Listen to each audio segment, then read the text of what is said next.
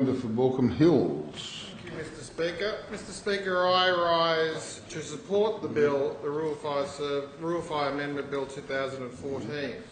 Mr Speaker, it frustrates me that we must legislate some things which are painfully obvious, things that are just plain necessary. Things like not lighting a fire when there is a total fire ban, not throwing lit cigarettes out of your car window. These acts are not always committed by those who set out to cause a massive fire, but by carelessness, this legislation is essential. But because of carelessness, this legislation is essential. I don't want to be legislating for carelessness, but we are getting extremely careless. I firstly want to pay tribute to the work of the Rural Fire Service and what it does in defending lives and property, particularly in the Hills Shire. The bravery of these volunteers, including our own Prime Minister, showcases the true Australian spirit. I often find it appropriate when people are compared to Anzacs, but the selfless sacrifice and courage of the courage taken to walk into a bushfire and fight a fire, not just to protect your own land or life, but just for the life and land of others, must come pretty close to the Anzac spirit.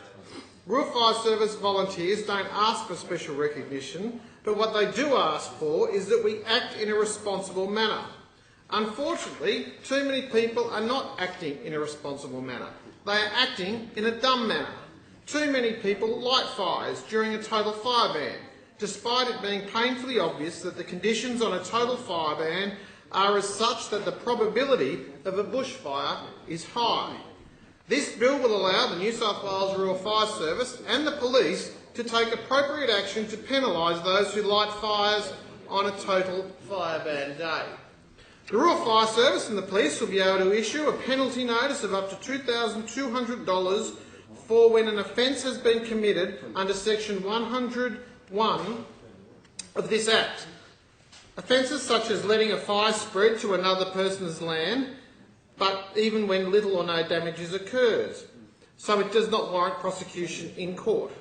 Further, it creates aggravating factors when determining the penalty of an offence if a total fire ban was in place. Similarly, an aggravated offence is introduced of lighting an unauthorised fire, knowing that the place in which it is lit is subject to a total fire ban. Mr Speaker, I want to make this very clear. A total fire ban is not a decision taken lightly. It is taken when the conditions are as such that the risk of a fire getting out of control is too great. It is widely distributed throughout the media, townships, the RFS website and RFS stations. There is no excuse for not knowing that there is a total fire ban in place, especially when burning with a fire permit.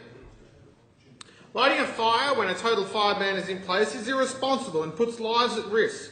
The maximum penalty of 7 years imprisonment or a $132,000 fine are both appropriate. The bill also streamlines the approval process for issuing a fire permit, so that a fire permit may be issued for a certain purpose if lighting a fire for that purpose is otherwise authorised to be carried out, or does indeed not need authorisation to be carried out. Throughout much of the state, an above normal bushfire season is expected this summer. It will be a tough summer for our Rural Fire Service volunteers, and we should not be making it more difficult for our volunteers. With this in mind, this weekend is the Rural Fire Service Get Ready weekend. I encourage everyone in bushfire affected areas to get ready and develop a bushfire plan and prepare their homes for the coming bushfire season.